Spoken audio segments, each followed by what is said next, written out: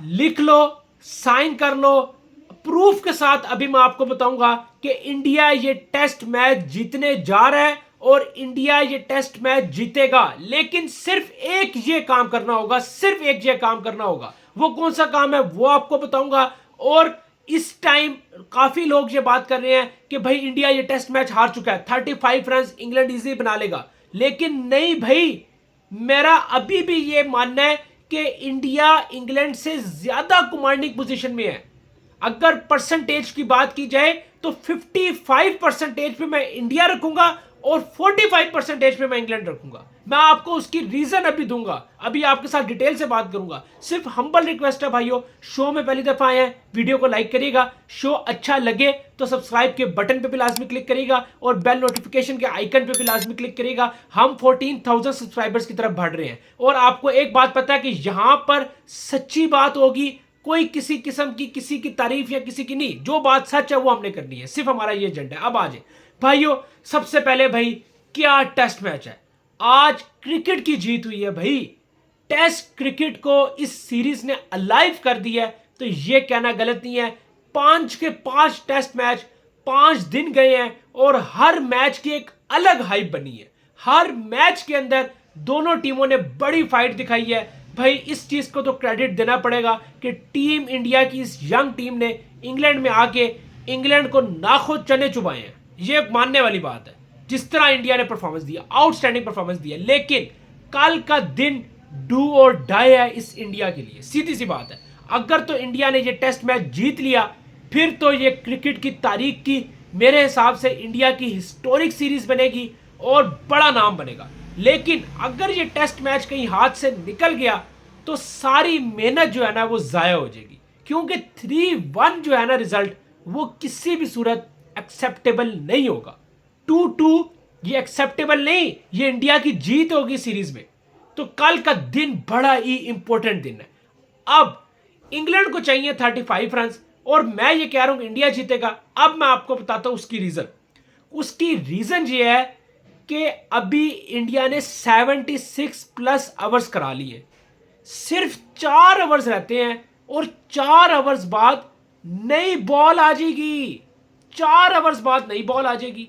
और अब एक और बात जिस वजह से मैं आपको कह रहा हूं, जो रूट आउट हो चुके हैं, इंग्लैंड के सारे मेन बैट्समैन आउट हो चुके हैं, सिर्फ एक बैट्समैन खड़ा है, वो जेमी स्मिथ है। वो जेमी स्मिथ है। और उसके बाद जो क्रिस वोक्स जो अच्छी बैटिंग करता था, वो उसका कंधा पूरी तरह डैमेज है। वो तो कल बैटिंग के लिए भी बड़ा मुश्किल है कि वो आ सके, बहुत मुश्किल है। तो इस हिसाब से इंडिया को 4 नहीं, सिर्फ 3 विकेटें चाहिए, सिर्फ 3 विकेटें। 3 विकेटों में भी अब आप सुने, जो जोश टंग है वो तो बैटिंग कर ही नहीं सकता, उसके तो बस की बात नहीं है। तो पीछे क्या रह गए? पीछे असूली तौर पे मैं आपको बता रहा हूं, हैरी ब्रूक और अभी जो खड़ा है ये एवर्टन, इसके बाद सिर्फ गस एटकिंसन। बस ये 3 विकेटें हैं, बस ये 3 विकेटें हैं। हैरी ब्रूक और गस एटकिंसन, बस खत्म खत्म। तो अब कल इंडिया ने, मैं जिस वजह से कह रहा हूं सिर्फ एक ये काम करना है, वो ये करना है कि भाई शुभमन गिल को और इस इंडिया को अपने अंदर ये बिलीफ रखना है कि हम ये टेस्ट मैच जीत सकते हैं। और कल इसी पैशन, इसी जुनून, इसी जज्बे के साथ आना है जैसे इंडिया ने आज टी ब्रेक के बाद आया। 57 रन चाहिए थे। कोई इमेजिन नहीं कर सकता था कि इंडिया ये टेस्ट मैच जीत सकता है। टी ब्रेक पर जिस तरह की कमेंट्स आए हैं, जिस तरह के एनालिसिस हुआ है, वो सब ने देखा। लेकिन इंडिया ने टर्न अराउंड किया, बैथल को आउट कर दिया, जो रूट को आउट कर दिया, और अभी 35 रन चाहिए।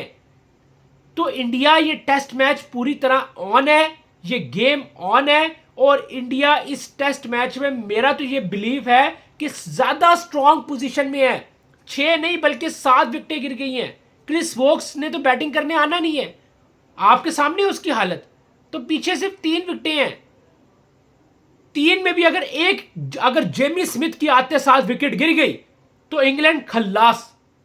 मैं आपको बता रहा हूं इसकी वजह। और जिस जज्बे के साथ, सलूट है भाई आकाशदीप को, मोहम्मद सिराज को, प्रसिद्ध कृष्णा को, जिस पैशन के साथ इंडिया ने इस मैच में बॉलिंग की है, जिस तरह एंड में जिस तरह इंडिया ने इस मैच को दोबारा वापस लेकर आया है, ये इंडिया ही कर सकता था, वरना तो ये टेस्ट मैच खत्म हो गया था। कोई सोच नहीं सकता था यहां से इंडिया टर्न अराउंड करेगा। तो ये पैशन, जुनून और जज्बे का कमाल है। और इंडिया की इस यंग टीम के अंदर शुभमन गिल की कैप्टनसी में एक चीज जो नजर आई है कि इस टीम ने हार नहीं मानती। जैसे 1990 के अंदर हम देखते थे ना कि ऑस्ट्रेलिया की जो टीम होती थी ना, वो एंड तक लड़ती थी। उनके अंदर एक चीज होती थी, फाइट टिल लास्ट बॉल। ये जो चीज है ना, ये बड़ी इंपॉर्टेंट होती है। और इस यंग टीम के अंदर ये चीज आ गई है कि हमने आखिरी बॉल तक फाइट करनी है, हमने हार नहीं माननी। और इसी बहादुरी, इसी जुनून की वजह से इंडिया यहां तक पहुंचा है। तो कल सिर्फ और सिर्फ इस पैशन के साथ आना है, इस जुनून के साथ आना है कि हम इस मैच में ज्यादा कमांडिंग पोजीशन में हैं और हम इंग्लैंड को हराएंगे। 35 रन ऐसे नहीं बनाने देंगे। और नई बॉल भी इंडिया के पास होगी, तो ज्यादा बेनिफिट है इंडिया के पास, ज्यादा बेनिफिट है इंडिया के पास कि नई बॉल भी आ जाएगी। और अभी अगर ये टेस्ट मैच चलता रहता तो जिस रिदम के साथ इंडियन फास्ट बॉलर्स बॉलिंग कर रहे थे, इंग्लैंड का तो यहीं पर खल्लास था भाई। इंग्लैंड का खल्लास था। जो रूट जो 100 रन बना चुका था भाई, वो पूरी तरह एंड में आके बिल्कुल पजल हो चुका था। जो रूट को नहीं समझ लग रही थी, तो ये इन्होंने जेमी स्मिथ या इन्होंने क्या समझना था। बड़ा अनलकी रहा कि ये एंड टाइम पे बारिश होगी, वरना परफेक्ट कंडीशन थी कि इंडिया ने हरा देना था। मैं आपको बता रहा हूं। अच्छा, अब जो भी हुआ कल इस माइंडसेट के साथ टीम इंडिया को आना होगा। ये भाइयों, एक मैंने कहा आपके साथ बात करूं, बाकी ये सीरीज स्ट्रॉन्ग सीरीज रही है। इंडिया के सब प्लेयर्स ने आउटस्टैंडिंग परफॉर्मेंस दी है, चाहे शुभमन गिल की बात हो, जायसवाल की बात हो, केएल राहुल की बात हो। और अभी आप ये देखें कि इस मैच में जसप्रीत बुमराह नहीं है, बुमराह इंजर्ड है। अगर तो बुमराह ये टेस्ट मैच खेल रहे होते तो फिर ये 35 रन 100 रन के बराबर थे इंग्लैंड के लिए, 100 रन के लिए बराबर थे। तो ये मैंने कहा एक अपडेट दे दूं। इसीलिए मैं अभी भी इस बात का बिलीवर हूं कि इंडिया ये टेस्ट मैच जीतने जा रहा है और इंडिया इंग्लैंड को ये टेस्ट मैच हराएगा। ये मैं इस बात पर 100% बिलीव हूं। भाइयों, आप लोग कमेंट सेक्शन में जरूर बताएं आपको क्या लगता है कि क्या ये इंडिया टेस्ट मैच जीतेगा नहीं जीतेगा। आप लोगों ने कमेंट सेक्शन में बताना है। बाकी कल पाकिस्तान वर्सेस वेस्ट इंडीज का भी मैच होने जाए, तो उस हवाले से भी एक बात कर लेते हैं कि क्या पाकिस्तान वेस्ट इंडीज को तीसरा T20 हराएगा या नहीं हराएगा। भाइयों, मुझे जो अपडेट आ रही है, मुझे आ रही है कि पाकिस्तान वेस्ट इंडीज को तीसरे T20 के लिए हराने के लिए पूरी तरह तैयार है। पाकिस्तान की तरफ से 3 चेंजेस है टीम में, जिसमें बात की जाए हारिस रऊफ की एंट्री होगी, इसके अलावा अबरार अहमद की एंट्री होगी और खुशदिल शाह की भी एंट्री होगी। हसन अली को, फहीम अशरफ को ड्रॉप किया जाएगा और साथ साथ मोहम्मद हारिस को भी इतलात है कि उसको भी ड्रॉप किया जाएगा। तो ये सारी अपडेट्स थी, मैंने कहा आप लोगों के साथ शेयर करूं। बस भाइयों, शो अच्छा लगे वीडियो को लाइक लाजमी करिएगा, शेयर करिएगा, चैनल को सब्सक्राइब लाजमी करिएगा और सब्सक्राइब के बटन पे लाजमी क्लिक करिएगा और बेल नोटिफिकेशन आइकन पे भी लाजमी क्लिक करिएगा। अभी आपने होस्ट मतीन को इजाजत दे। अल्लाह हाफिज।